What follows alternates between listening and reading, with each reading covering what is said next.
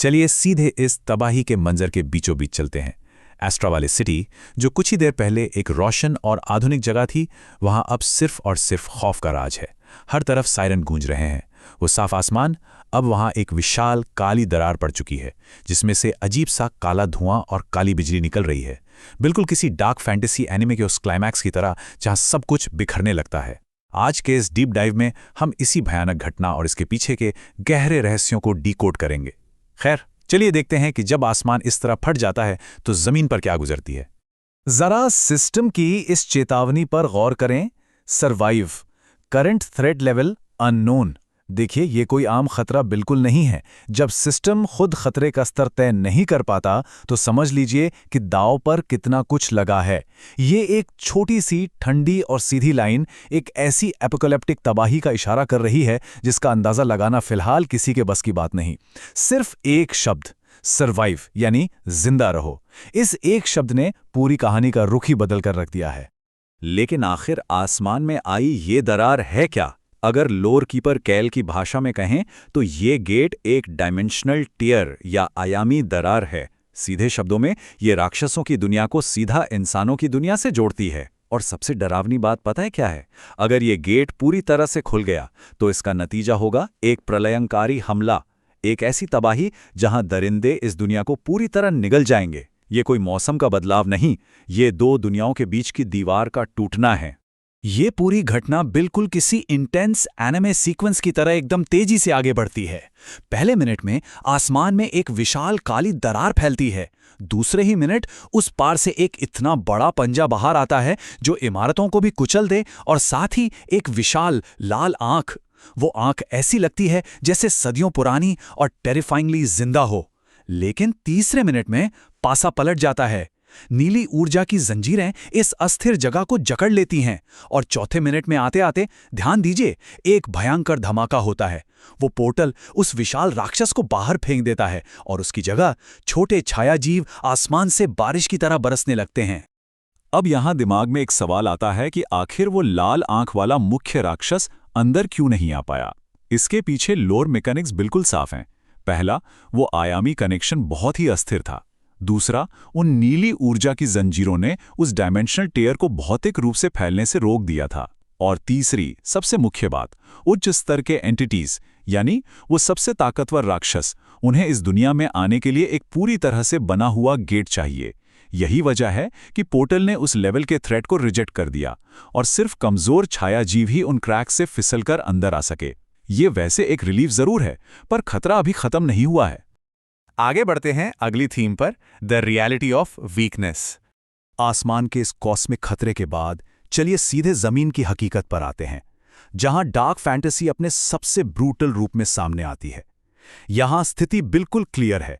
एक तरफ रियान है, थका हुआ, दर्द से कांप रहा है और एक शैडो जीव के हमले से पूरी तरह बच भी नहीं पाता, बुरी तरह जख्मी है। और दूसरी तरफ है शेड, एक एलीट क्रिम्सन हंटर, बेहद जानलेवा, सटीक और बेहद खतरनाक। वो आती है और सिर्फ एक क्लीन अदृश्य वार से उस शैडो क्रीचर का नामो निशान मिटा देती है। ये पावर लेवल का इतना बड़ा फर्क है जो दिखाता है कि ऑर्डिनरी होने का यहां क्या अंजाम होता है। और ठीक इसी वक्त रेयान पर एक कड़वा सच बिजली की तरह गिरता है। वो कमजोर था, जमीन पर बेहाल पड़े हुए, ये समझना कि बिना कायल और शाणे की मदद के उसका बचना नामुमकिन था, ये सच अंदर तक तोड़ने वाला है। न ताकतवर, न खास। इस भयानक दुनिया का सबसे निर्मम नियम यही है। यहां आम होने का मतलब है सिर्फ एक शिकार बनना। जिंदा रहने के लिए अच्छे इरादे नहीं, ठोस और एक्चुअल ताकत चाहिए होती है। तो इस रियलिटी चेक के बाद चलिए देखते हैं इस कहानी के नए ट्विस्ट को, द वॉइड एनॉमली। जब लगता है कि सब कुछ हाथ से निकल चुका है, तब ये कहानी एकदम टेरिफाइंग रुख लेती है।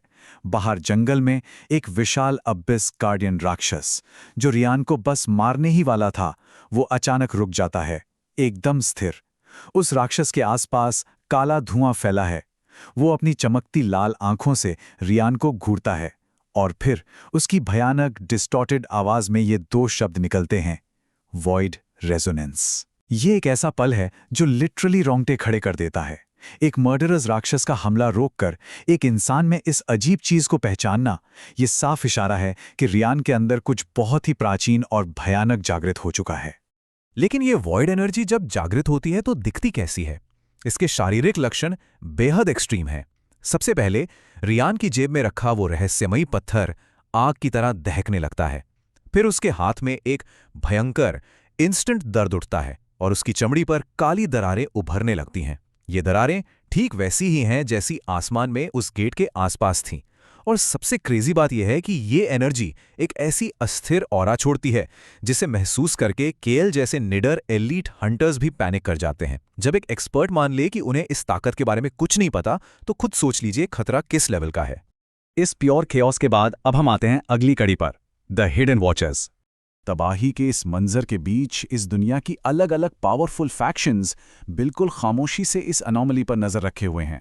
टेबल पर गौर करें, क्रिम्सन हंटर्स इस वॉइड ऊर्जा को लेकर शक में हैं, बेहद परेशान हैं और इस लेवल तक डरे हुए हैं कि इसे तुरंत हाई काउंसिल को रिपोर्ट करने की सोच रहे हैं।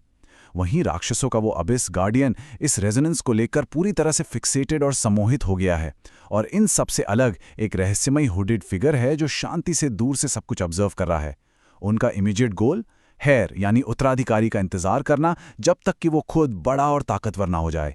ये अलग अलग फैक्शंस की पॉलिटिक्स इस आने वाले तूफान की ओर एक बड़ा इशारा करती हैं। और तभी एक और माइंड बेंडिंग चीज होती है। वो एबिस गार्डियन बिना कोई निशान छोड़े अचानक वहां से गायब हो जाता है। सिर्फ उसके पैरों के निशान बचते हैं और रियान के दिमाग में एक ठंडी प्राचीन आवाज एको करती है। पहली line, the first gate has opened, यानी पहला द्वार खुल चुका है।